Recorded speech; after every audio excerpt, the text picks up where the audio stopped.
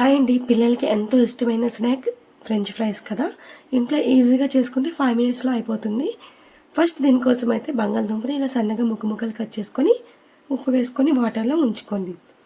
ఇలా వాటర్లో ఉంచి ఒక ప్లేట్లోకి తీసుకోండి బాగా కడిగి. ఇలా ప్లేట్లోకి తీసుకున్న తర్వాత కాటన్ క్లాత్తో దాని మీద ఉన్న తేమ అంతా పోయేంత వరకు బాగా ఒత్తుకోండి.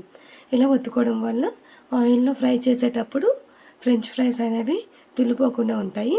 ఇప్పుడు డీప్ ఫ్రైకి సరిపడా ఆయిల్ వేసుకొని ఆయిల్ హీట్ అయిన తర్వాత ఇలా మనం సన్నగా కట్ చేసుకున్న ఆ బంగాళదుంప ముక్కలన్నీ బాగా ఫ్రై చేసుకోండి. ఇదంతా గోల్డెన్ బ్రౌన్ వచ్చేంత వరకు బాగా ఫ్రై చేయండి. నేను చూపిస్తున్నాను కదా, ఈ విధంగా ఫ్రై చేసుకోండి. అప్పుడు బాగా క్రంచీగా వస్తాయి.